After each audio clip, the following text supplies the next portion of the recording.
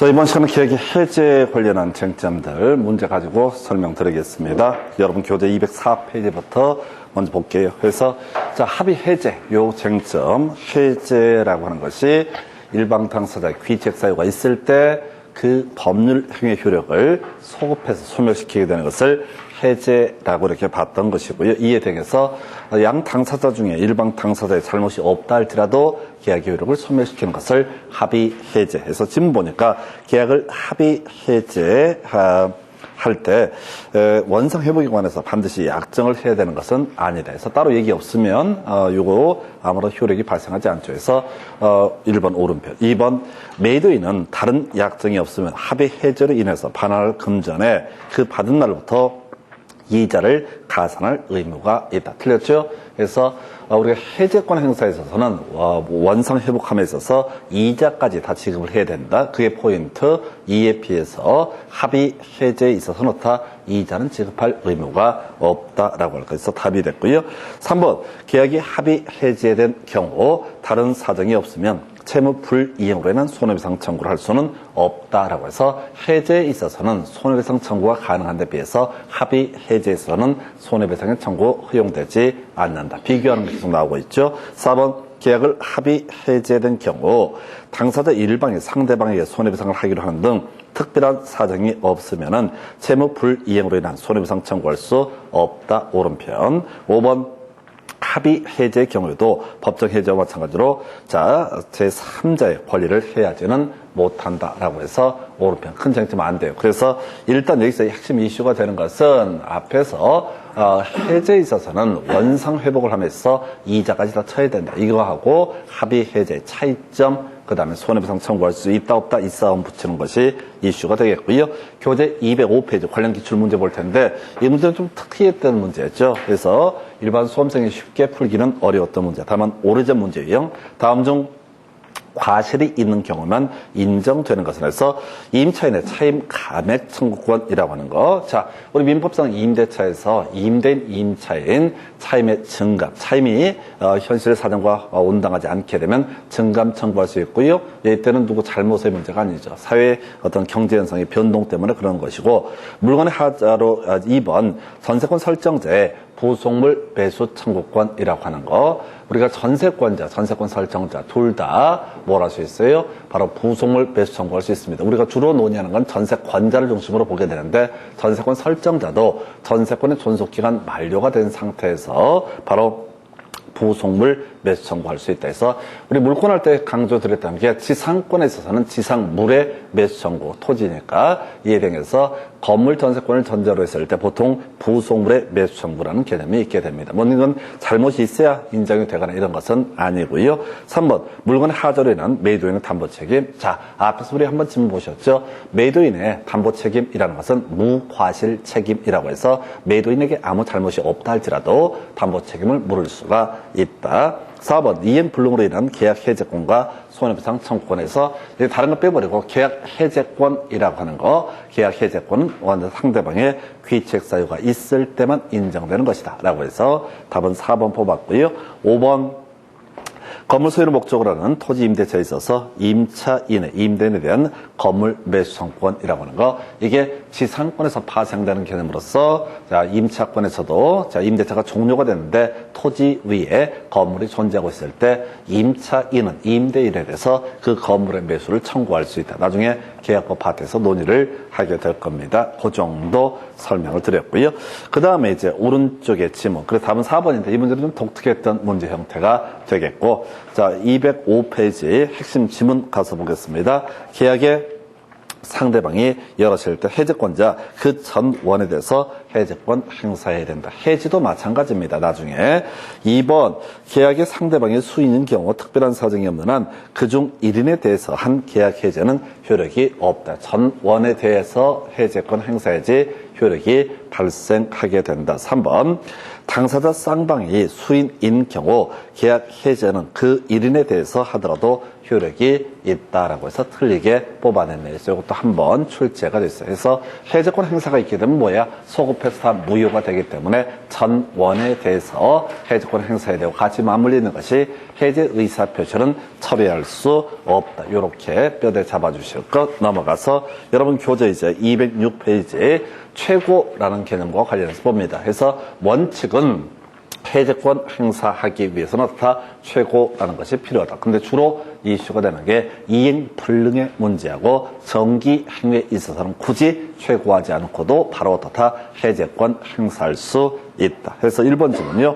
이행의 최고는 반드시 미리 일정 기간을 명시해서 최고해야 하는 것은 아니다라고 해서 뭐 그런 식이겠죠. 갑소유 X 부동산에 대해서 을과 매매 계약을 체결을 한 사람이다. 그런데 을이 만약에 대금을 지급하지 않아서 갑이 해제를 하고자 한다 했을 때 일반적으로 얘기하겠죠. 며칠 말미를 주겠다라고 이렇게 해야 될 텐데 며칠 말미를 주겠다 이런 식으로 명시적으로 얘기 안 하고 있다. 당신 대금 지급하지 않게 되면 해제할 거야 라고만 경고한 상태에서 나중에 대금이 지급이 이루어지지 않게 되면 그냥 해제권 행사하는 것도 가능하다. 큰 이슈는 안 돼요.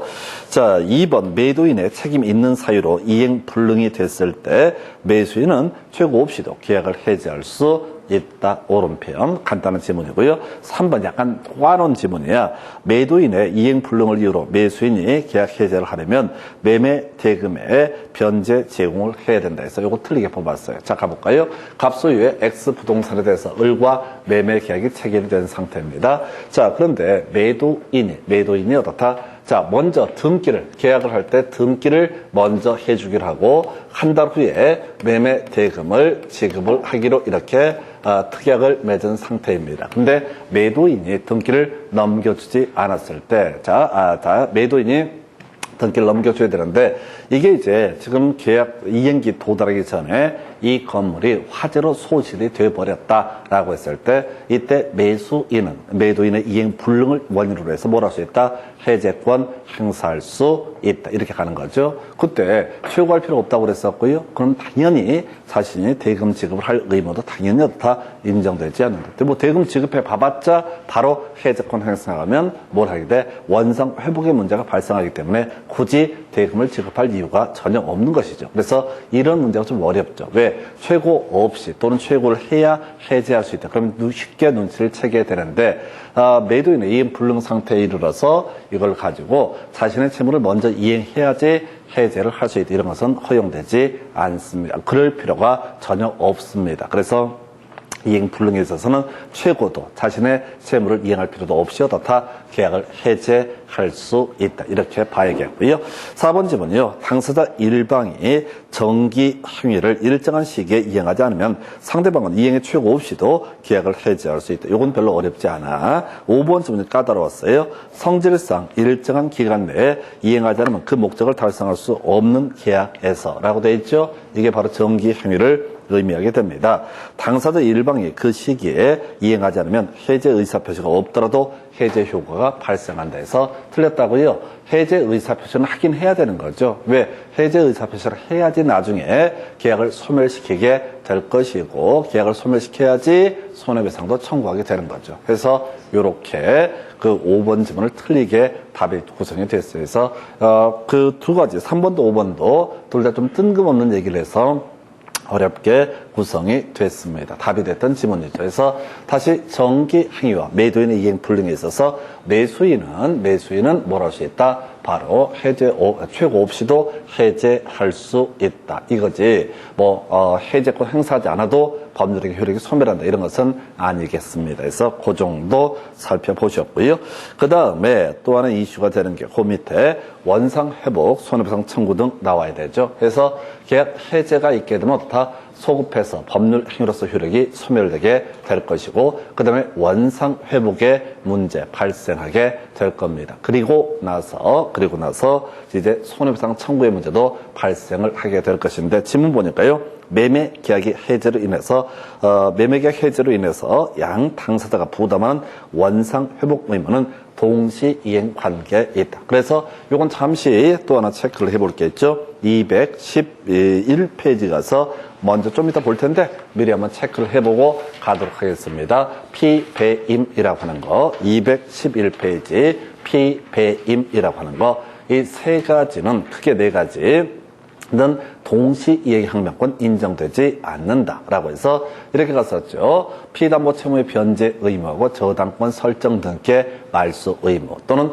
피담보 채무의 변제와 담보 가등께 말소 의무는 피담보 채무의 변제가 선이행 의무이고 그 다음에 저당권 또는 담보 가등께 말소 의무는 후이행 의무다. 즉 동시이행 관계가 인정되지 않는다. 그 다음에 이제 배에서 배당금 반환 의무하고 무효인 경매에 있어서 소유권 이전 등께 말소 의무라고 하는 거 이것도 다 동시이행 관계가 인정되지 않는다. 먼저 배당금 반환하고 나서 소유권 이전 등께 말소를 청구할 수 있다. 이런 식의 취지. 하나 더, 자, 임대차 보증금의 반환 의무와 임차권 등기 명령에 따른 임차권 등께 말소 의무라고 하는 거 요것도 다 동시이행의 관계가 아니다라고 하는 거에서 피배임 자에서 피배임만 동시이행 관계가 아니고 나머지 모르면 다 동시이행의 관계. 다시 돌아와서 지금 보니까 교재 206페이지 뒤에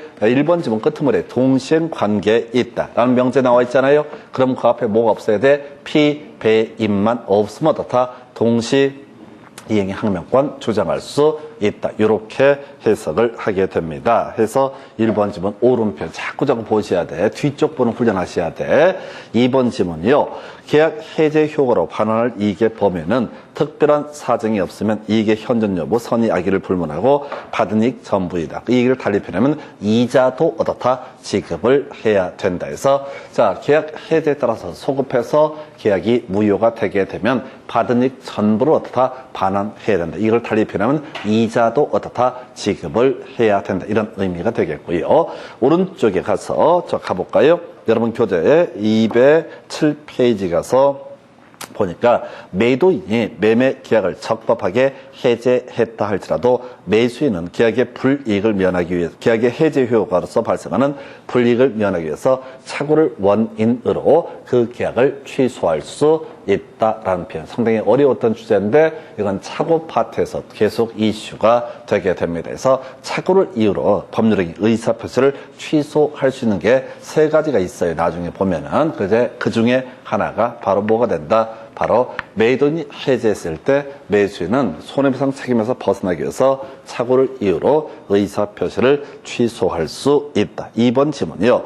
토지 매수인으로부터 그 토지 위에 신축된 건물을 매수한 사람은 토지 매매 계약의 해제로 인해서 보호받는 제3자에 해당하지 않는다. 좀 어려울 수가 있겠습니다. 자, 이건 물권 얘기가 가야 되죠. 자, 갑소유의 X 토지에 대해서 을과 매매 계약이 체결됐습니다. X 토지에 대해서 을과 매매 계약이 체결됐어요. 그래서 이 보니까 토지 매수인이 을이 되게 됩니다. 그리고 이 사람이 여기다가 Y 건물을 신축을 하게 됩니다. Y 건물을 신축을 하게 됩니다. 이 Y 건물을 B형이 매수를 하게 됩니다. 자, 그런데 이 문제에서는 이제 이 사안만 갖고는 무슨 얘기인지 감을 잡을 수 없어요. 판례 지문이다 보니까 어려워지는 이슈인데 지금 이 얘기는 뭐냐면 이 Y 건물을 신축하게 되면 소유자는 누가 된다? 을이 소유자가 되게 된다. 그런데 이걸 사고 팔 수 있나요? 당연히 사고 팔 수가 있죠. 그런데 병은요, 이 Y 건물에 대해서 소유권 보존 등기, 소유권 이전 등기를 넘겨받았단 말이 없기 때문에 이 사람 소유권 취득할 수 있다, 없다? 없다라고 하는 거. 건물을 매수하는 것과 건물에 관한 소유권을 취득하는 건 전혀 별개의 문제야. 건물에 관한 소유권을 취득하려면 이 건물에 대해서 어떻다? 소유권 이전 등기를 넘겨받아야지 어떻다? 소유권을 취득할 수 있다. 이런 논리예요. 그래서 사실은 이 지문만 보고 있으면 매수를 했다라고 하면 이게 소유권 이전 등기가 넘어왔는지 안 넘어왔는지 알 수가 없어요. 그래서 이건 사실 현실적으로 풀 수는 없어요. 이 지문을 보고 이건 이렇구나 라고 판단할 수는 없어요. 이게 판례 지문을 카피하다 보니까 발생하는 문제이고요. 그래서 아까 우리 계약 해제 소급회로부터 보호받는 제3자라고 한 사람은 해제 전에 권리를 취득한 사람은 뭐라고요? 완벽한 권리를 취득했을 때, 즉 등기 넘겨받았을 때 어떻다? 보호받는 제3자가 되게 된다라고 이렇게 전제가 되게 됩니다. 자, 그래서 요거는 이제 오른편으로 구성을 했는데 좀 까다롭고요. 자, 3번 지문은 생략할게요. 요것도 너무 좀 어렵기 때문에 4번 지문 가지고 설명을 드리겠습니다. 해제된 계약으로부터 생긴 법률 효과의 기초에서 해제 후 말소 등기 전에 양립할 수 없는 새로운 이해관계를 맺은 자에게 그 제3자는 그 선의 악의를 불문하고 해제에 의해서 영향을 받지 않는다. 이미 틀렸죠. 양립되지 아니한 법률관계를 맺게 되면은 해제된 계약, 자 다시 해제된 계약으로서 생긴 법률과의 기초에서 해제 후, 포인트는 첫 번째 해제 후라고 돼 있죠. 해제 후에 새로운 법률관계를 맺은 사람이 보호를 받기 위해서는 양립되지 아니한 법률관계를 맺어야 되고, 두 번째 선의 두 가지 조건을 모두 갖춰야지 어떻다 보호받는 제3자에 해당한다. 요건 이제 오늘 마스터 하셔야 돼. 다시 갑시다. 해제 후에 새로운 법률관계를 맺은 사람이 보호받기 위해서는 첫 번째 양립되지 아니한 법률관계를 맺을 것, 두 번째 그 다음에 해제가 됐다 이런 사실 자체를 아예 모르는 상태 선의였을 때만 어떻다 보호받는 제3자의 범주에 속한다. 근데 얘는 첫 번째 양립할 수 없는 법률관계를 맺었다. 그럼 더 이상 따져 물을 것도 없는 거야. 자, 아까 이런 케이스죠. 갑소유 X 부동산에서 을과 매매계약 체결하고 해제권이 먼저 해제권 행사가 2월 1일 날 먼저 있고 2월 2일 날 병이 자 등기를 넘겨받았다. 그럼 이 두 가지는 뭐라고요? 둘 다 자, 이 갑도 소유권을 갖고 병도 소유권을 가질 수 없는, 양립할 수 없는 법률 관계니까 뒤에 선의 악의를 따져 물을 것도 없이 어떻다 보호받는 제3자의 범주에 해당하지 아니한다라는 의미가 되게 됩니다. 아주 까다로웠던 주제. 근데 이건 알아야 돼. 다시 자, 이 파트에서 어려운 문제 분명히 있어요. 어려운 문제는 그 다음 문제고, 일단 쉬운 문제라도 정확하게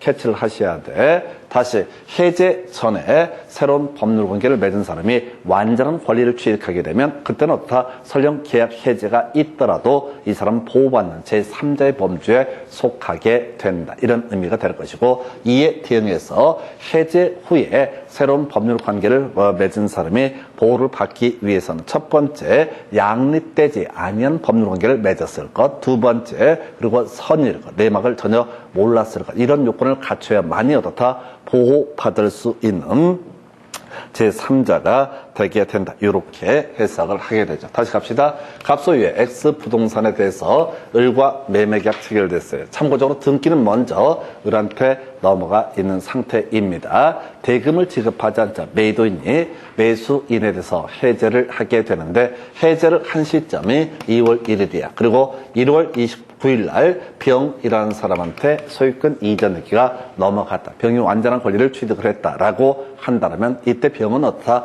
설령 해제를 했다 할지라도 보호받는 제3자에 해당이 되게 된다. 자, 그런데 만약에 2월 1일 날 해제를 했는데 이 병이라는 사람이 소유권이 아니라 저당권을 가지고 있었다. 2월 2일 날 저당권을 취득을 했다. 그럼 이제 이 사람이 보호를 받을 것이냐 보호받지 못할 것이냐, 이건 경우의 수를 따져봐야 돼. 첫 번째가 양립되지 아니한, 양립될 수 있는 법률관계를 맺은 상태이고, 두 번째 이 병이라는 사람이 이 내막을 몰랐을 때, 즉 선의였을 때 한해서 어떻다 보호받을 수 있다. 그러면 악이었다라면 어떻다 양립할 수 있는 법률관계를 맺었음에도 불구하고 보호받을 수 있는 제3자의 범주에 속하지 않는다. 다시 갑시다. 자, 해제 후에 제3자가 보호를 받기 위해서는 해제권 행사가 있은 다음에 보호를 받기 위해서는 두 가지 요건을 갖출 것. 첫 번째, 양립할 수 있는 법률관계일 것. 두 번째 이슈가 뭐라고요?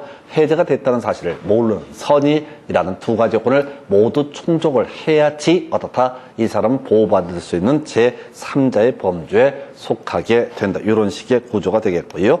자, 넘어가서 여러분 교재 거기 자 지금 그 1번 문제는 좀 오래전 패턴이라서 생략을 하고요. 그 다음에 2번 문제부터 한번 보겠습니다. 좀 어려워요, 이 파트가. 그런데 지금 본제를 보니까 27회 30회 때 출제가 됐어요. 27회 30회 때 출제가 되고 되는데, 일단은 자 2번 문제 좀 어려운데 한번 해보겠습니다.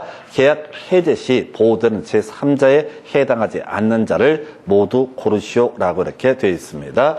자, 첫 번째, 계약 해제 전에 계약성의 채권을 양수하고 이를 피보존 권리로 해서 처분금지, 가처분 결정을 받은 채권자. 이건 겁나 어렵다. 처분금지, 가처분 결정. 일단 유보.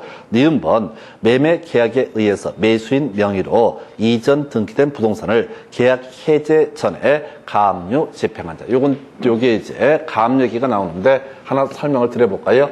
가압류 얘기는 상당히 이제 등기법 파트에서 사이드로 구성이 되는데 가압류 얘기 오늘 이제 간단하게 이 문제와 전혀 별개의 문제로 가압류라는 개념을 설명을 드리겠습니다. 자, 갑이라고 하는 사람이 X 부동산을 소유하고 있는 사람인데요. 이 사람한테 을이라는 채권자가 있게 됩니다. 돈 받을 권리가 을이 가지고 있어. 근데 을은 이 부동산에서 뭐 저당권을 가지고 있거나 이런 게 아니라 그냥 돈 받을 권리가 있습니다. 자, 그래서 이 사람이 채권자라고 했을 때 이 사람이 이 돈을 받아내기 위해서는 갑을 상대로 예를 들어서 대여금이라고 썼을 때 대여금, 반환, 청구, 소송을 통해서 어떻다 승소 판결을 받게 되면 갑은 이제 을은 갑의 재산에 대해서 소위 경매 신청을 할 수가 있습니다. 그게 X 부동산이 됐든 뭐가 됐든 간에 이 사람은 경매 신청할 수 있다. 다시요.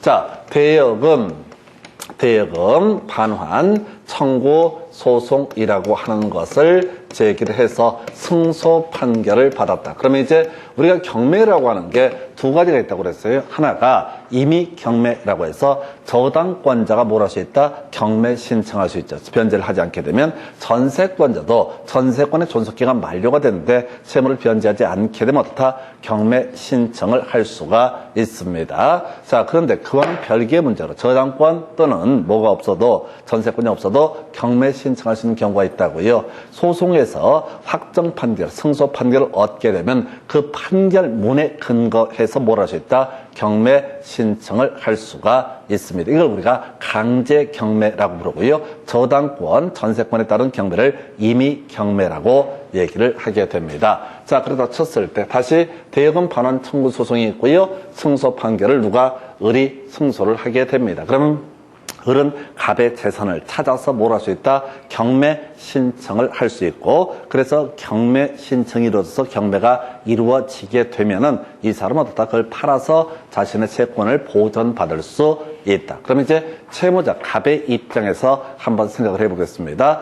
을이라는 사람이 자신한테 빌린 돈을 자신이 빌렸던 돈을 전제로 대여금 반환 청구 소송을 제기했을 때 갑은 자기가 소송에 질 거라는 걸 당연히 알고 있죠. 자, 증거 서류가 다 있으니까 돈을 안 갚은 것도 입증이 됐으니까 자, 당연히 알 수가 있어. 그러면 가만히 있으면 을이 이 판결문에 근거해서 자신 소유의 부동산을 찾아내서 뭘 할 것이다? 경매 신청을 할 걸 알고 있다고. 그래서 갑은 이 부동산을 누구한테 팔아버릴 거다? 자, 판결문 확정되기 전에 그 병한테 먼저 팔아버리게 될 것이다. 그러면 이제 을은 승소를 했다 한들 어떻다고요? 전혀 보호를 받을 수가 없습니다. 판결문만 있다 뿐이지 이 사람 전 재산이 다 등기가 딴 사람으로 넘어가 버리면 이걸 강제 집행할 수단이 없어요. 그래서 을이라는 채권자가 본안소송, 대여금 반환 청구 소송을 제기함에 있어서 뭐라면 법원에다가 가압류 신청이라는 걸 합니다. 그러면 이제 법원에서는 등기소에다가 가압류 등기라는 것을 촉탁을 하게 됩니다. 그래서 등기소의 등기관이 X 부동산에서 가압류 등기를 실행을 하게 됩니다. 가압류 등기를 하게 돼요. 자, 그러면 그 사이에 갑은 병한테 가압류 등기가 된 상태에서 병한테 이 부동산을 팔아먹을 수 있다 없다? 당연히 팔아먹을 수 있습니다. 왜? 아직은 소유자가 누구니까 갑이 소유자가 되기 때문에 갑은 여전히 어떻다? 이 부동산을 병한테 팔아먹을 수가 있습니다. 근데 우리 물권법 공부하실 때 그런 거 있었죠? 말소 기준 권리라는 개념이 있었습니다. 말소 기준 권리는 등기된 권리 중에서 저당권, 근저당권, 담보가등기, 압류 등기, 가압류 등기, 그 외 경매 개시 결정 등기 등을 가리켜서 뭐라고 한다? 말소 기준 권리. 자, 그러면 지금 가압류 등기가 된 상태에서 설령 병한테 소유권을 팔았다라고 할지라도 이 사람이 이 X 부동산에 대해서 병 명의로 소유자가 바뀌었든 안 바뀌었든 그거는 별개의 문제로 경매 신청을 하게 되면 경매 신청을 하면 이때 경매 개시 결정이 등기가 이루어질 텐데 이때 말소 기준 권리는 뭐가 되는 거야? 가압류 등기가 말소 기준 권리. 그러면 자, 경매가 진행되게 되면 가압류 등기부터 시작해서 그 밑에 있는 등기, 대항할 수 없는 권리는 모두 매각으로 소멸하게 된다. 그래서 비용은 결과적으로 소유권 취득할 수 있다 없다? 결과적으로 취득은 할 수 있지만은 경매가 진행돼 버리게 되면 어떻다? 전혀 보호를 받을 수가 없다. 그래서 내가 어떤 부동산을 사고자 하는데 가압류된 그 부동산을 사는 건 거의 자해행위입니다. 까딱 잘못하면 어떻다? 경매로 전 재산을 다 잃어버릴 수도 있는 것이 바로 가압류된 부동산을 사는 것에 해당이 된다. 이런 의미로 볼 수가 있을 거예요. 자, 그래서 지금 이제 가압류의 개념 다시 한번 가십시다. 일반적으로 경매 신청이라고 하는 것을 통해서 자신의 채권을 보전받을 수가 있게 될 텐데 만약에 이런 대여금 반환 청구 소송을 제기하는 과정에서 채무자가 이 부동산을 딴 데로 빼돌리게 되면은 이때는 어떻다고요? 자, 사실상 보호를 받을 수 없는 문제가 터지게 됩니다. 그래서 채권자는 뭘 한다고요? 본안 소송을 제기함에 있어서 가압류 신청을 합니다. 나중에 등기부서 주요한 이슈가 되는 건데 가압류 등기를 신청하는 것이 아니라 가압류 신청이라는 것을 하게 됩니다. 가압류 신청을 하게 될 것이고 가압류 신청이 있게 되면은 그때 등기소, 자, 법원에서 등기소에 가압류 등기를 촉탁하고 가압류 등기의 촉탁이 이루어지게 되면 그건 말소 기준 권리이기 때문에 나중에 경매 신청했을 때 중간에 있는 권리는 가압류 등기를 포함해서 그 밑에 있는 권리는 모두 다 매각으로 소멸하게 된다 해서 요건 이제 사실 이 30회 문제를 풀자는 건 아니고 가압류의 개념 하나 체크해 드리겠고 그 다음에 이제 중간에 나왔던 것 중에 처분 금지 가처분 얘기 하나 설명드리겠습니다. 자, 갑소유의 X 부동산에 대해서 을과 매매 계약이 체결되게 됩니다. 을은 이 부동산의 소유권을 취득하기 위해서는 을 명의로 소유권 이전 등기가 이루어져야지 어떻다? 그 소유권을 취득할 수 있다. 자, 그런데 이런 경우 있다 하십시다. 을이라고 하는 사람이 지금 갑한테 연락해서 등기를 넘겨받으려고 하는데 갑이 차일피일 등기를 미루고 있다라고 한번 전제를 해보겠습니다. 그러면 을은 꼭 이 부동산의 소유권을 취득하고 싶을 때 방법 중에 하나가 뭐가 있냐면 아까 이런 거 있지. 등기를 안 넘겨주면 우리 앞에서 공부했던 거 해제하고 손해배상 청구의 문제로 넘어갈 수도 있는 것이고 그 다음에 이 부동산을 꼭 취득을 하고 싶다라고 전제가 되게 되면은 그때는 뭐라는 거냐면 자, 처분금지 가처분 신청이라는 것을 할 수가 있습니다. 처분금지 가처분 신청 해서 이 처분금지 가처분 신청을 하게 되면은 이때 법원에 의해서 이 부동산에 대해서 가처분 등기라고 하는 것이 실행이 되게 됩니다. 다시요. 자, 을이 갑에 대해서 반드시 등기를 넘겨달라라고 하는 소송을 제기하는 과정에서 두 가지 소유권 이전 소유권 소유권의 이전 등기 절차에 협력하라. 소유권 이전 등기 청구 소송을 제기하는 과정에서 그 다음에 뭘 할 수 있다고요? 처분금지 가처분이라는 것을 신청을 하게 됩니다. 아까 우리 가압류는 자, 대금 반환해라 라는 소송을 제기하면서 가압류 신청을 하듯이 이때는 자, 처분금지 가처분 신청을 하면서 그때 처분금지 가처분 신청과 소유권 이전 등기 절차에 협력하는 소송을 제기를 합니다. 그러면 나중에 이 소송에서 누가 을이 이기지 않습니까? 우리 등기법 가서 공부하게 될 텐데 자, 승소한 등기 권리자 혹은 승소한 등기무자 단독으로 소유권 이전 등기 신청할 수 있다. 이런 게 뒤에 등기법에서 논의가 돼요. 그래서 만약에 을이 승소를 하게 되면은 자, 갑에서 을로의 소유권 이전 등기라는 것을 어떻다? 단독으로 신청해서 등기를 넘겨받을 수가 있습니다. 근데 만약에 지금 처분금지 가처분 등기가 되지 않은 상태다라고 하게 되면 어떤 문제가 터지냐면 갑이 이 부동산을 제3자에게 또 팔아버리는 문제가 발생할 수 있다. 그러면 이제 처분금지 가처분 등기가 된 상태에서 을이 나중에 이행 판결 받아내서 을명의로 소유권 이전기를 신청을 하게 됩니다. 자, 그러면 그 사이에 혹시 갑이 병한테 등기를 넘겼다라고 했을 때 병은 소유권 취득하게 될 것이냐? 당연히 병은 소유권 취득을 일단 합니다. 일단은 소유권을 취득하게 되는데 지금 가처분 등기가 됐다는 얘기는 의미가 뭐냐면 병은 알고 있어야 돼. 이 문제의 부동산에서 처분금지 가처분 등기가 됐다는 얘기는 누군가가 갑을 상대로 뭘 하고 있다? 소송을 제기하고 있다라고 하는 것을 공시를 해놓은 거야. 그래서 경우에 따라서 자 지금 이 을이라는 사람이 소송에서 이기게 되면 을은 갑을 상대로 뭘 주장할 수 있다? 바로 단독으로 소유권 이전 등기를 청구할 수 있고 단독으로 신청하면 을 명의로 소유권 이전 등기가 이루어지게 될 것이다. 그런데 중간에 이제 문제 있는 등기가 있겠죠. 바로 제3자 명의 등기, 가처분 등기 후에 마쳐진 제3자 명의 등기라고 하는 것은 무효는 아닙니다. 무효는 아닌데 등기법에 따르게 되면 가처분 등기 후에 마쳐진 제3자 명의 등기돼서 가처분 채권자 누가 이 을이라는 사람이 말소 신청을 할 수가 있는 특권이 부여됩니다. 그래서 다시 갑시다.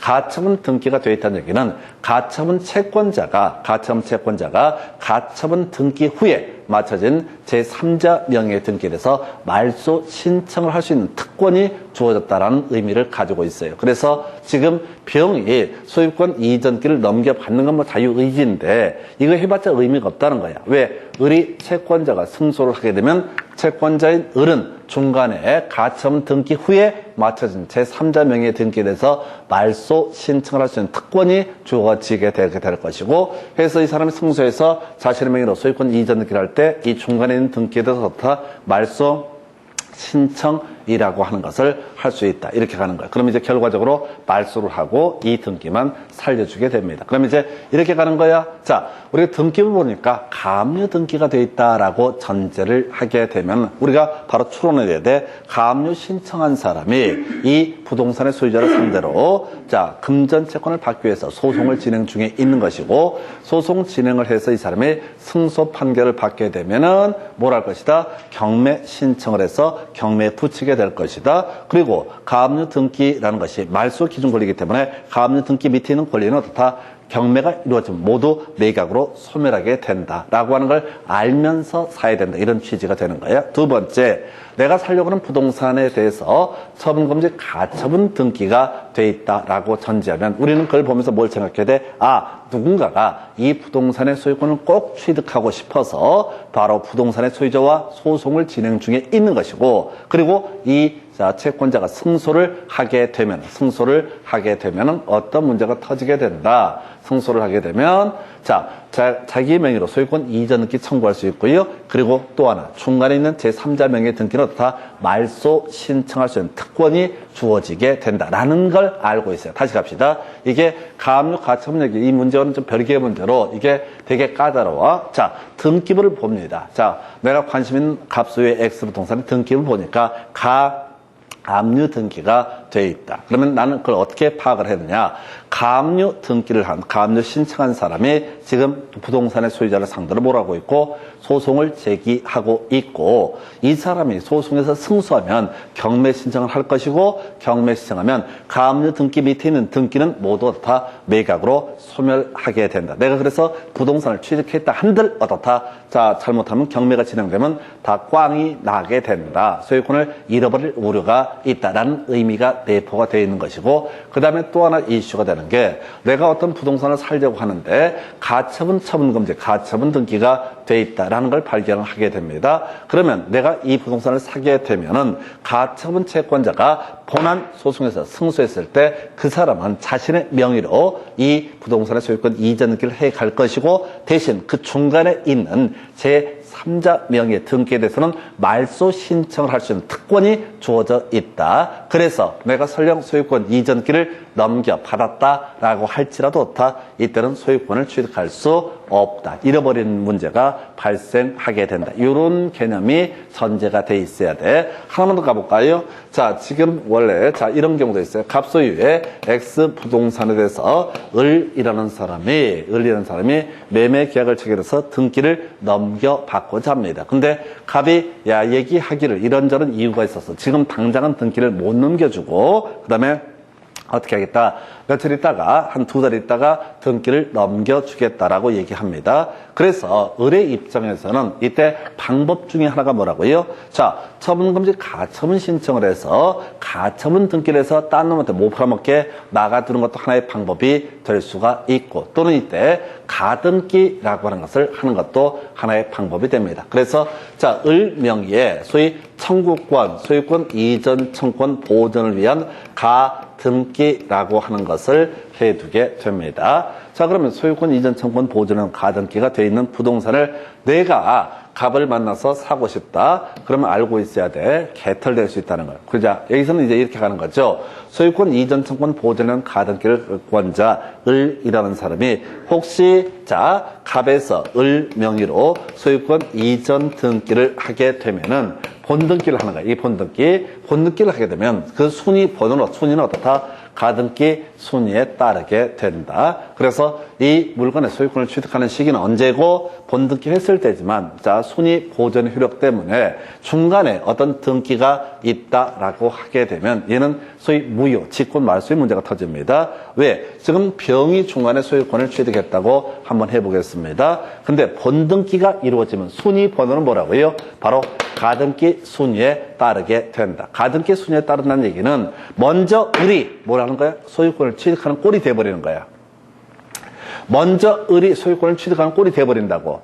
그럼 갑한테서 소유권 이전기를 넘겨받은 병은 이건 존재할 수가 없는 거예요. 체계상. 왜? 이미 을이 소유권을 취득했기 때문에. 순위 번호를 활용한다는 얘기는 을이 먼저 소유권을 취득했기 때문에 결과적으로 어떻다? 이 사람은 중간에 있는 사람은 무효인 등기가 됩니다. 그래서 등기관이 직권으로 말소를 하게 될 것이다. 그래서 지금 가압류 등기, 가처분 등기, 그리고 세 번째 바로 소유권 이전 청구권 보전은 가등기 세 가지 가짜 시리즈 간단하게 설명을 드렸습니다. 어찌됐든 간에 다시 갑시다. 내가 부동산에 살볼까 하고 관심을 갖고 있는데 가압류 등기가 되어 있으면 이게 소송에서 승소하면 자, 이 부동산 가압류 등기가 말소 기준 권리가 되기 때문에 그 밑에는 권리를 모두 경매 과정에서 소멸하게 될 것이다. 이걸 알아야 되고 처분 금지, 가처분 등기가 되어 있다라는 것을 보게 되면 내가 살려고 하는데 처분 금지, 가처분 등기가 되어 있다. 그러면 가처분 채권자가 승소를 하게 되면 내 등기에 대해서 말소 신청할 수 있는 특권이 주어진다라는 것을 알아야 되고 그래서 결국 나는 소유권 취득할 수 없는 문제가 터지게 될 테고 그 다음에 내가 관심을 가지고 있는 이 부동산에 대해서 소유권 이전 청구권 보전을 위한 가등기가 돼 있다라고 하게 되면 가등기 권리자가 나중에 본등기 했을 때 내 등기는 무효가 돼서 등기권이 직권으로 말소를 하게 된다라는 사실을 미리 알고 접근을 해야 된다. 해서 지금 중간에 지문 때문에 제가 얘기 묶어서 가등기, 가압류 등기, 그 다음에 가처분 등기까지 설명을 드렸어요. 자, 2번 문제도, 자, 지금, 디귿번 있는데 이건 가지 맙시다. 채권 너무 어려워지니까. 3번 문제, 이게 한번 간단히 볼까요? 해서 3번 문제 요거 하나만 가지고 보겠습니다. 이게 문제는 사실 거의 풀기 어려워요. 1분 안에 문제를 세팅해내기가 거의 불가능한 영역입니다.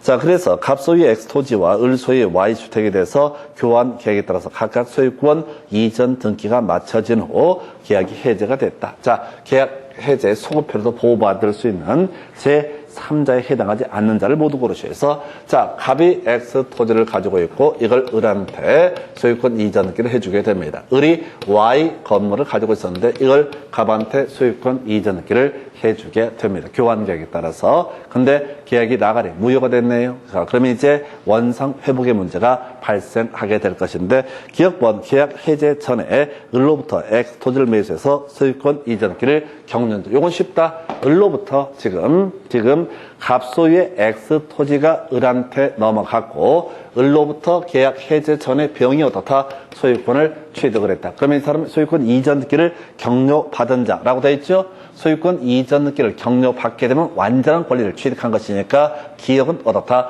보호받는 제3자의 범주에 해당한다. 쉬운 거라도 맞춥시다. 다시. 자, 계약 해제 전에 새로운 법률 관계를 맺고 그 다음에 완벽하게 권리를 취득하게 되면 그 사람은 계약 해제 소급표부터 보호받는 제3자의 범주에 속한다. 기억 하나. 이 사람 보호받는 제3자가 되겠고요. 그래서 자, 니은번 계약 해제 전에 을로부터 X토지를 매수해서 그에 기한 소유권 이전 청구권 보존을 위한 가등기를 마친 자. 자, 이게 지금 아까 설명드린 케이스인데 가볼까요?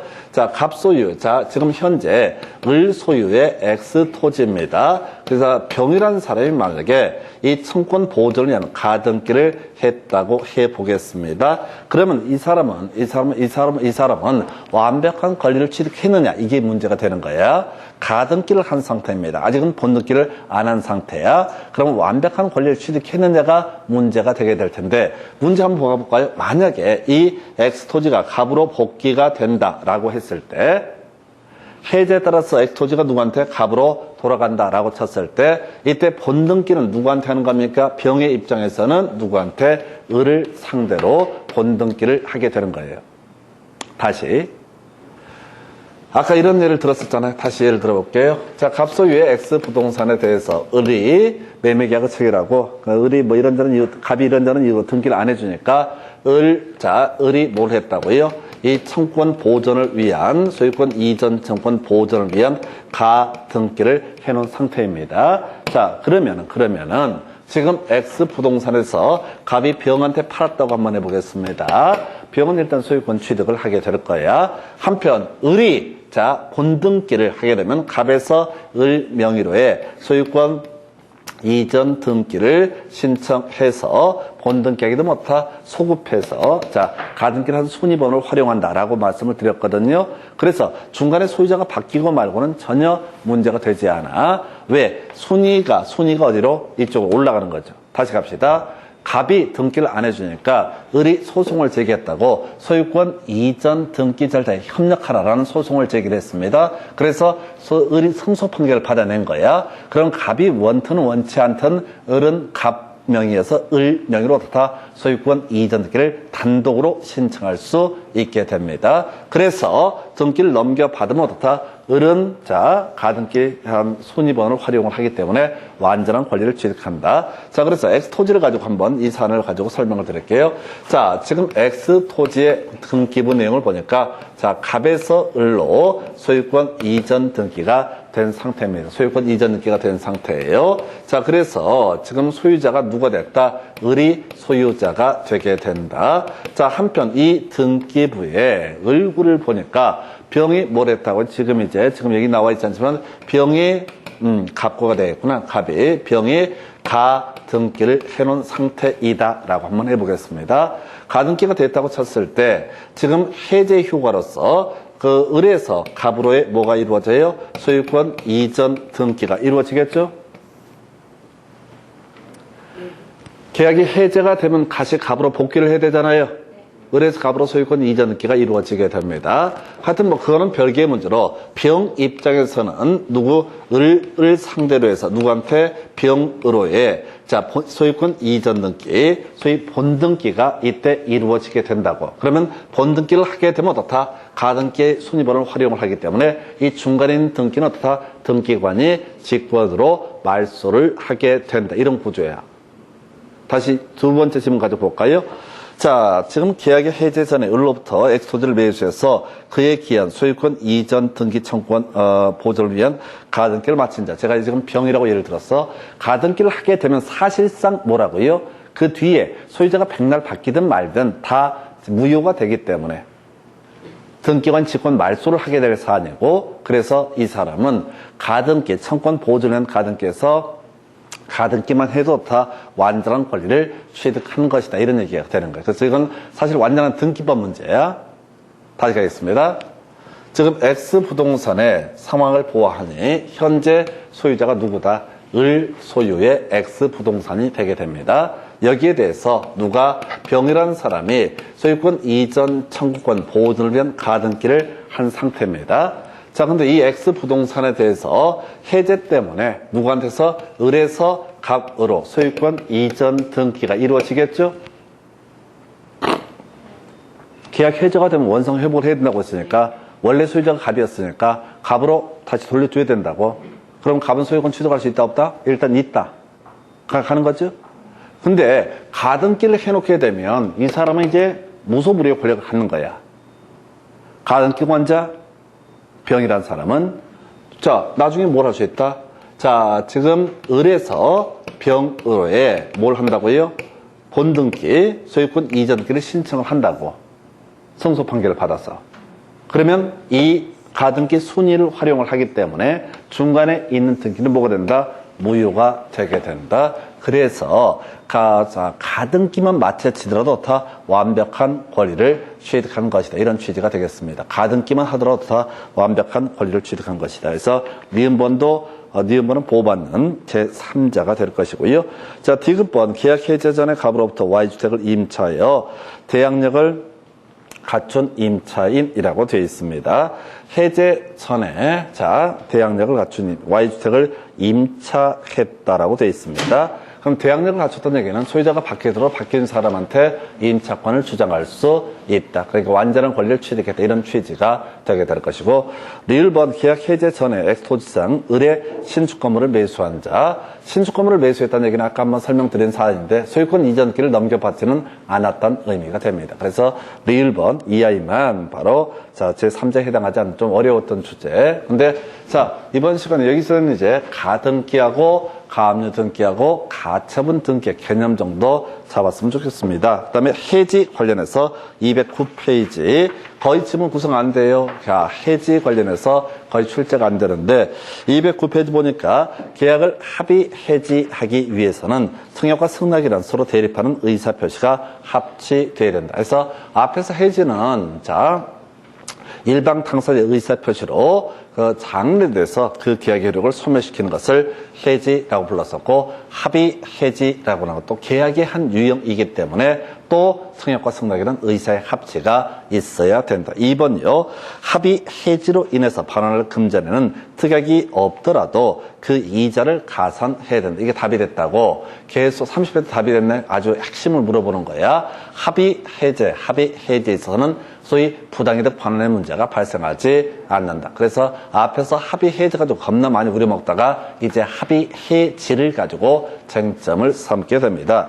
3번 특별한 약정이 없는 한 합의 해지로 인해서 반환을 금전에는 이자를 가해야 된다. 해서 틀렸죠? 이자 가하지 않아도 된다. 두 문제로 답을 뽑았네요. 그래서 해제 관련한 내용은 거의 안 물어봐. 그러면서 해지보다 훨씬 어려운 게 뭐가 되겠어요? 합의 해지라고 하는 거. 해제, 합의 해제, 해지, 합의 해제. 그러니까 출제위원들이 기승전결 마지막 결론을 물어보는 겁니다. 합의 해지를 알고 있는 사람은 당연히 해제한 다음에 공부하는 게 뭐가 된다? 합의 해지. 그 다음 페이지 넘어가서 당사자 일방의 수인인 경우 그중 1인에 대하여서 해지권이 소멸하면 다른 당사자에 대해서도 소멸하는 큰 의미는 없습니다. 전체 세트로 간다 이런 취지고요.